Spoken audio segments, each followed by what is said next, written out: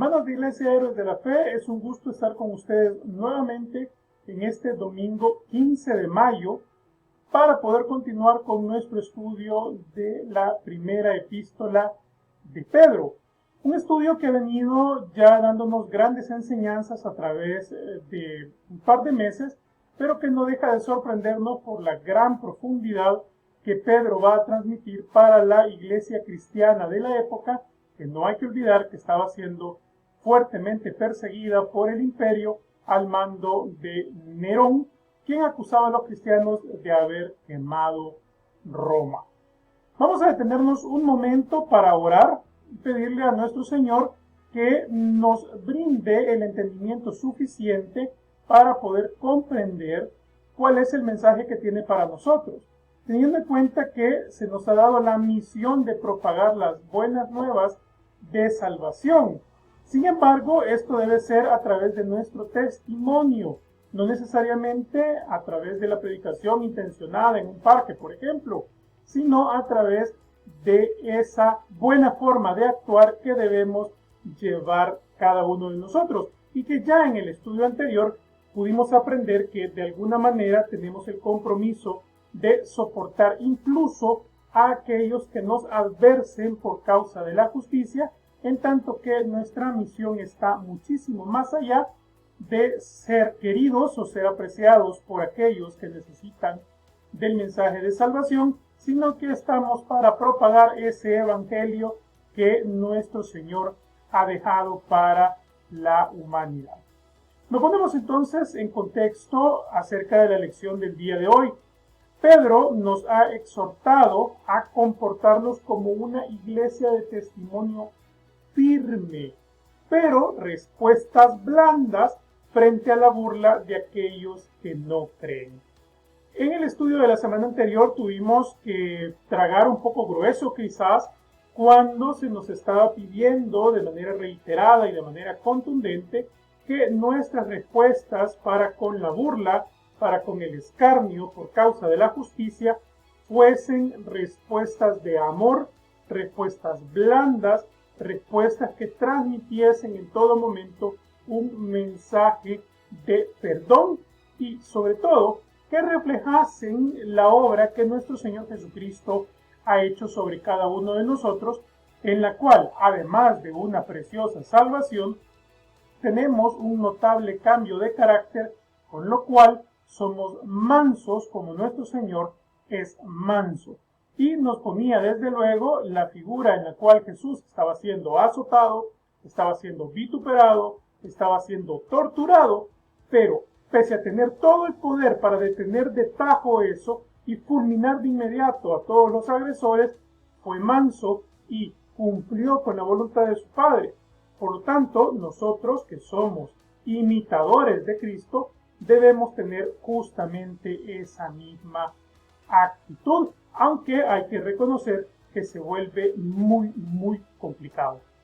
Vamos a retroceder un poco a los últimos versículos que leíamos en 1 de Pedro 3, para que podamos comprender el contexto en el cual Pedro va a transmitir mucha de su enseñanza para nosotros en esta lección. Vamos entonces a 1 de Pedro 3, 21 y 22, que es la finalización de este tercer capítulo, y vamos a encontrarnos con que Pedro está planteando un contexto interesante acerca de cuál es el motivo por el cual nosotros debemos exhibir un comportamiento ejemplar. El bautismo que corresponde a esto ahora nos salva, no quitando las inmundicias de la carne, sino como la aspiración de una buena conciencia hacia Dios. Por la resurrección de Jesucristo, quien habiendo subido al cielo está a la diestra de Dios, y a él están sujetos ángeles, autoridades y potestades. Es muy interesante cómo Pedro se dedica a hacernos una flagrante aclaración acerca de esa salvación que se nos ha concedido, porque habla de que hemos sido bautizados y que en razón de ese bautismo en el Espíritu tenemos esa salvación, pero nos aclara que no se han quitado las inmundicias de la carne de sobre nosotros, sino que simplemente estamos conscientes de la buena obra que Dios ha hecho en nosotros y que nos dé entrada a la salvación por la justificación que el Señor Jesucristo ha dado en favor de cada uno de los creyentes. No somos tenidos por inocentes, sino por justificados. Y que nunca se nos olvide, porque de eso deviene muchísimo del trabajo que debemos hacer en nosotros mismos en el día a día mientras gozamos de esa salvación eterna. Porque no debemos olvidar que el cristiano está en el mundo, pero ya no pertenece al mundo. Sin embargo, el comportamiento que exhibimos aquí es producto de esa naturaleza pecaminosa, la cual conservamos, porque seguimos siendo pecadores, justificados, pero pecadores al final. En ese sentido, entonces, nos vamos a encontrar que Pedro avanza al 4º capítulo de su epístola y pues da continuidad a la temática, dando una explicación muy relevante para nuestras vidas acerca de cuáles son las consecuencias de esa naturaleza pecaminosa que se encuentra en cada uno de nosotros. Primera de Pedro 4:1 entonces da inicio el capítulo diciendo: puesto que Cristo ha padecido por nosotros en la carne, vosotros también armaos del mismo pensamiento, pues quien ha padecido en la carne terminó con el pecado. Vamos a desenredar un poco porque parece que el versículo empieza a darle vueltas a una misma idea. Lo que nos dice es que Cristo tuvo un padecimiento físico. Porque quien crea que Cristo no sufrió realmente todo el dolor y la tortura y la aflicción, realmente está bastante lejos de la realidad. Cristo ciertamente fue torturado en muchas formas y de una manera muy cruel, y sintió cada uno de los vejámenes a los que estaba siendo sometido. Y lo sintió precisamente porque estaba siendo obediente en tanto que estaba tomando nuestro lugar, porque ese era precisamente el castigo que correspondía a cada uno de nosotros como pecadores. Por lo tanto, cada vez que recordemos el sacrificio de Cristo, no solo debemos pensar en el hecho de que bajó a la tierra y se convirtió como uno de nosotros y estuvo entre nosotros, sino que padeció todo lo que nosotros padecimos: miedo, hambre, frío, dolor, aflicción. Esas son emociones o sentimientos muy humanos que Cristo también padeció. Pero porque los padeció, entonces nos demostró que en efecto sí es posible mantenerse firme en la fe aún con todos estos padecimientos. Y es por eso que 1 de Pedro 4:1 va a puntualizar: vosotros también armaos del mismo pensamiento. Es decir, tenemos que mantener la mente puesta en que si Cristo padeció todo esto, igualmente nosotros podemos padecerlo. En reiteradas ocasiones hemos visto cómo esa teología de pare de sufrir está completamente divorciada, está completamente opuesta al pensamiento bíblico. La vida cristiana trae el sufrimiento aparejado, lo trae como parte de la vida. No existe una vida sin sufrimiento y por lo tanto el sufrimiento no tiene que ser motivo o excusa para alejarnos del Señor. Más bien lo contrario, tiene que ser un motivo claro para estar más cerca del Señor, porque si Cristo padeció sufrimiento y derrotó ese sufrimiento, entonces tenemos que estar cerca de Cristo, pareciéndonos a Cristo, precisamente para lograr pasar ese sufrimiento de la manera más bonancible posible.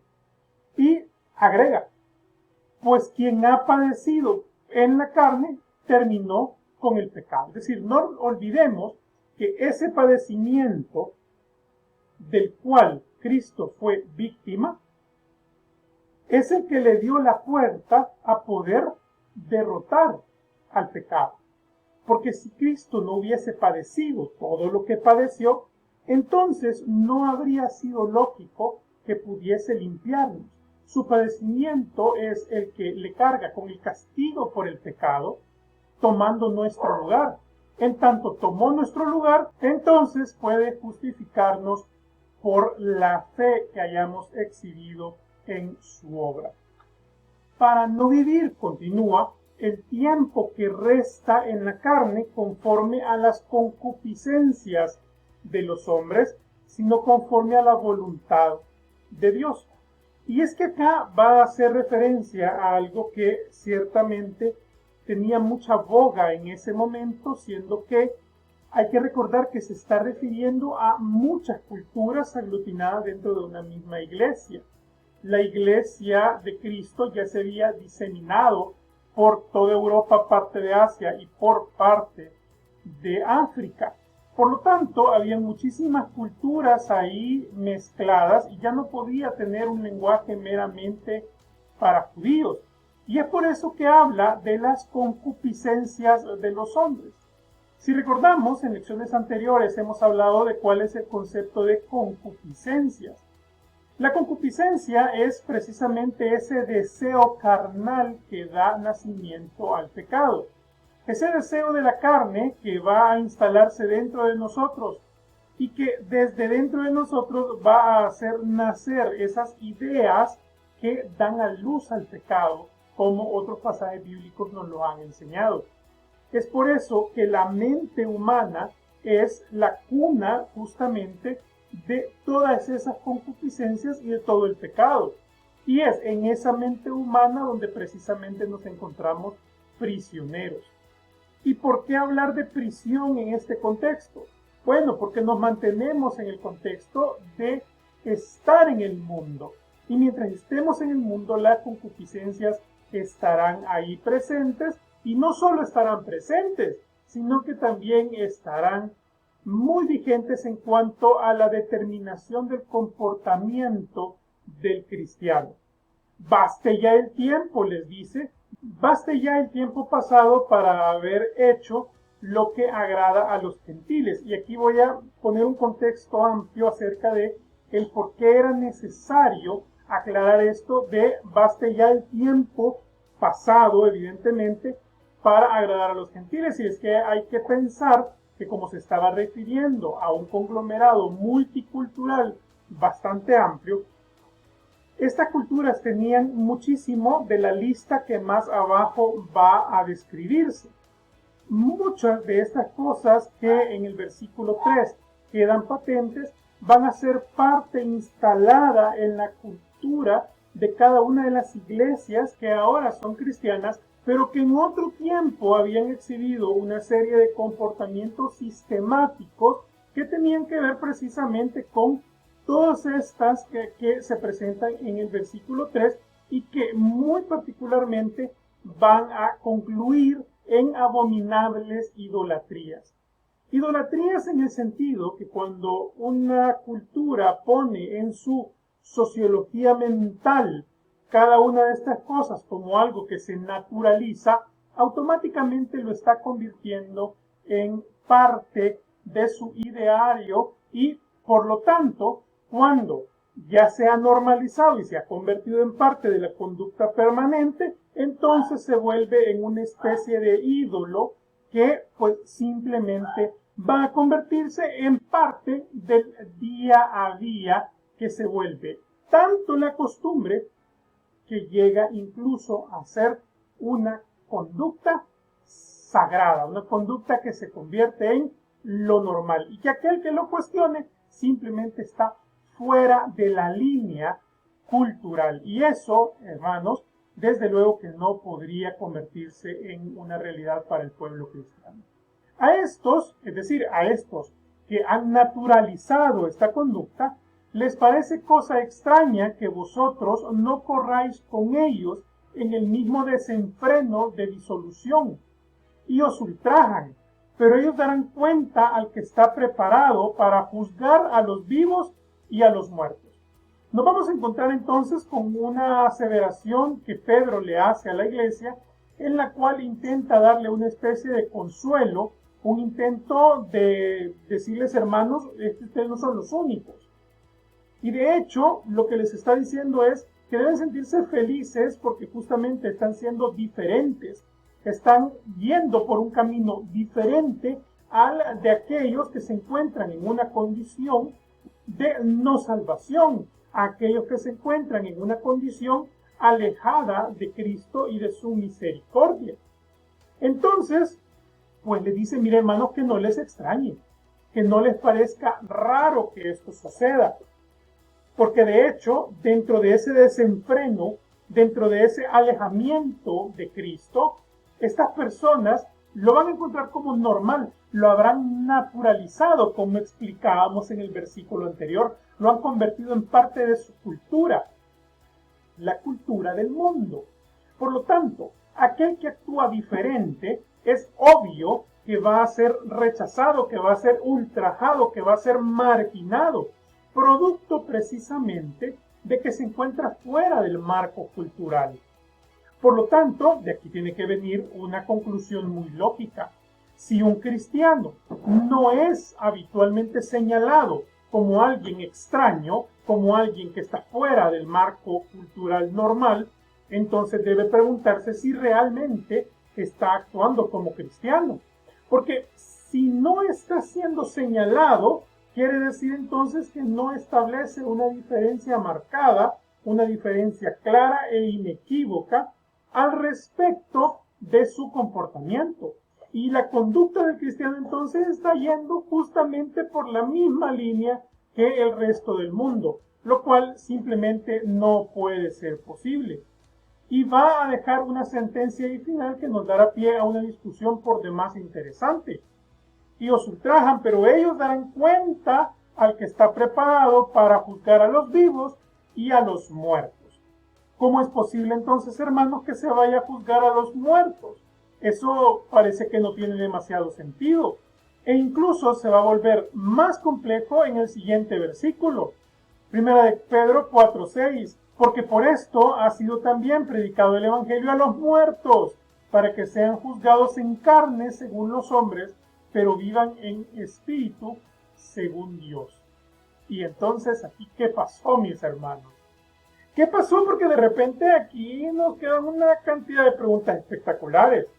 Pero muy puntualmente la pregunta que seguro nos está quejando a todos ahora mismo es, ¿cómo que le predicaron a los muertos? ¿Por qué le predican a los muertos? ¿Por qué? Si los muertos ya no tienen salvación. ¿Pero qué pasó aquí? ¿Por qué se le está predicando a los muertos? Y como la pregunta necesita una respuesta válida, entonces vamos precisamente a la palabra del Señor para poder encontrar esa respuesta de manera bíblica y con una hilación doctrinal que sea coherente con lo que el Señor nos ha enseñado.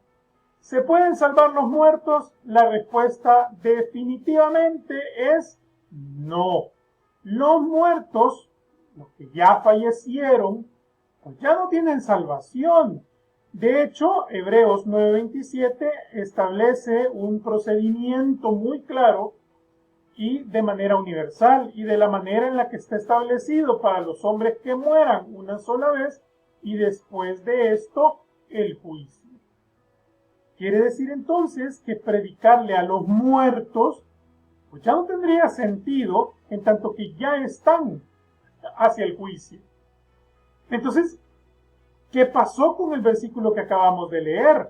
Bueno, la clave está en esa parte que Hebreos nos menciona acerca de los que mueran una sola vez.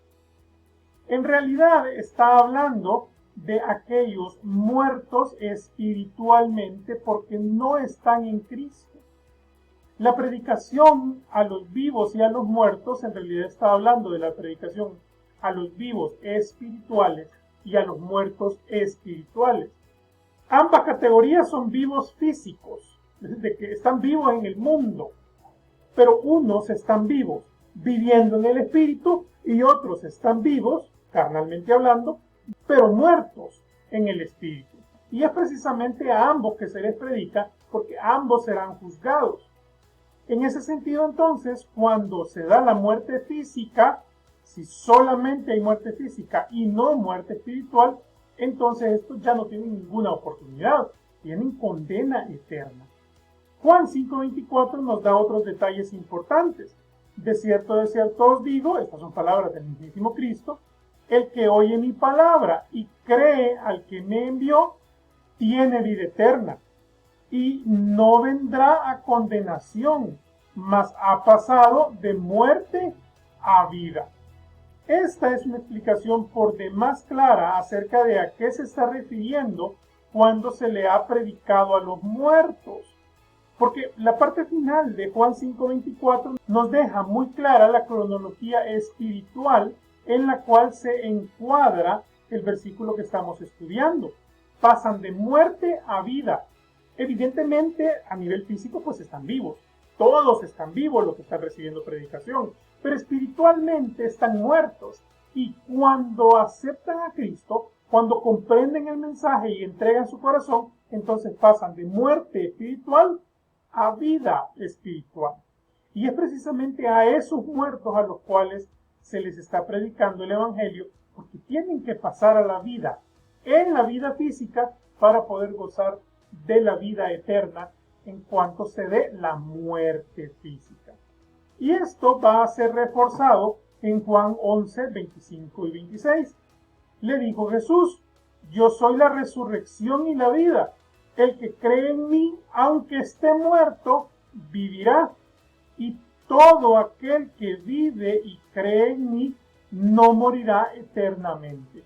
¿Crees esto? Entonces, para dibujarlo de manera muy lógica y comprensible, todos los seres humanos, todas las criaturas del Señor, tenemos una vida física y una muerte física. Y además, todos tenemos una muerte espiritual, que es la que viene producto de nuestro pecado. Y para poder pasar a una vida espiritual, entonces el único camino es Cristo. Si antes de la muerte física nosotros damos el paso de entregar nuestra vida a Cristo, entonces tenemos vida física y una segura muerte física. Y tendremos una muerte espiritual y una segura vida espiritual que no terminará nunca. Pero ¿qué pasa si durante nuestra vida física no aceptamos al Señor y llega la muerte física? Entonces, la muerte espiritual será permanente y para siempre, sin más oportunidades, y seremos condenados precisamente porque no hemos sido justificados. En un par de versículos, Pedro nos ha dado un extracto profundísimo de la doctrina de la salvación, la cual es necesario que comprendamos y sepamos explicar sobre todo a aquellos a quienes vamos a predicar el Evangelio. Y en Efesios capítulo 2, versículos 1 y 5 nos da, digamos, un resumen muy interesante acerca de cuál es esta doctrina muy en particular. Y él, Cristo, os dio vida a vosotros cuando estabais muertos en vuestros delitos y pecados, aun estando nosotros muertos en pecados, nos dio vida juntamente con Cristo.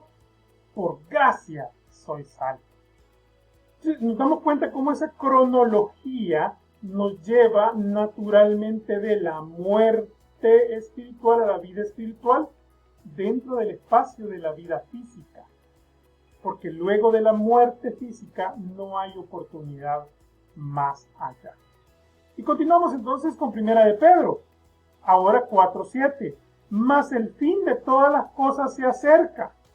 Es decir, todo lo que hemos hablado tiene un final, tiene un tope, es finito. Mas el fin de todas las cosas se acerca. Sed pues sobrios y velad en oración. La palabra sobriedad está habitualmente relacionada a no haber consumido bebidas alcohólicas. Pero en realidad la palabra sobrio tiene más que ver con tener mesura, tener un comportamiento mesurado, no un comportamiento extravagante, no un comportamiento llamativo, fuera de lo normal. Lo que está diciendo es que debe ser sobrio, es decir, que nuestro comportamiento tiene que estar dentro de los parámetros establecidos, no salirnos de esos parámetros. Y nos hace un llamado a velar en oración. Es decir, mientras todo esto sucede, nosotros nos tenemos que mantener en una actitud de oración. ¿Para qué? Precisamente para que sea el Espíritu Santo quien, a través de nuestra comunicación con el Padre, haga que nuestro comportamiento se parezca más al de Cristo. En un solo versículo la Trinidad en cada una de sus funciones a través de la oración. Y ante todo, tened entre vosotros ferviente amor, porque el amor cubrirá multitud de pecados. Y aquí otro de esos versículos que nos meten verdaderos problemas. ¿Cómo es eso que el amor cubre multitud de pecados? O sea que con amor me puedo salvar.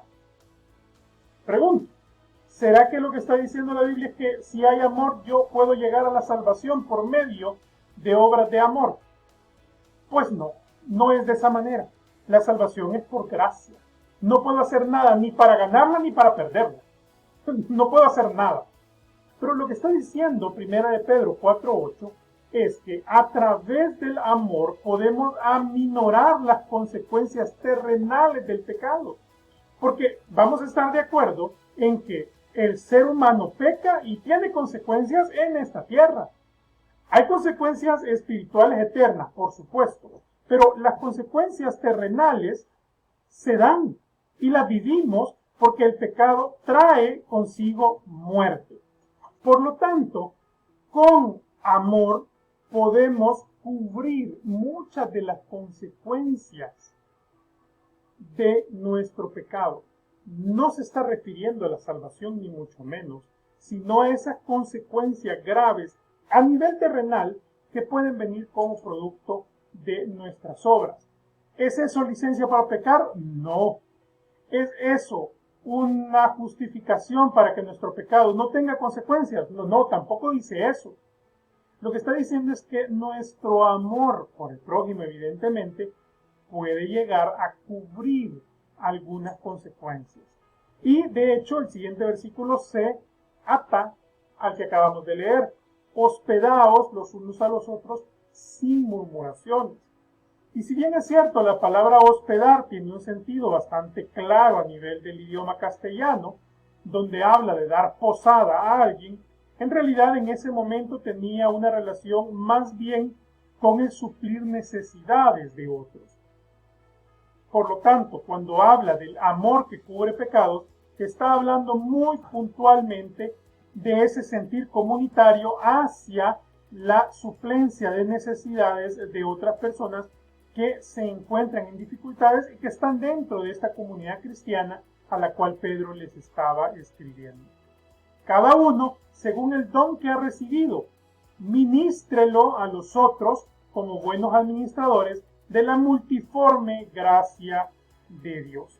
Y no voy a detenerme puntualmente en explicar qué es este tema de los dones y cómo es que debemos administrarlos, ya que este será el tema de la siguiente semana. Por lo tanto, pues nos quedaremos en capítulo para poder conocer qué es eso de los dones y cómo se administran.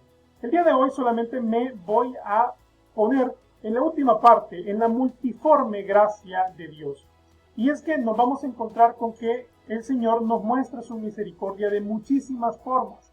Por lo tanto, le pido que esta semana medite en qué formas el Señor le ha mostrado su gracia, su amor, su poder y su misericordia. Y muy pronto se dará cuenta que hay muchas maneras en las cuales usted lo va viendo la mano de Dios en el día a día. Que Dios nos bendiga, mis hermanos, que Dios nos brinde esa gracia en cada momento que podamos sentir su amor y que estemos listos para cumplir la misión que nos ha encomendado.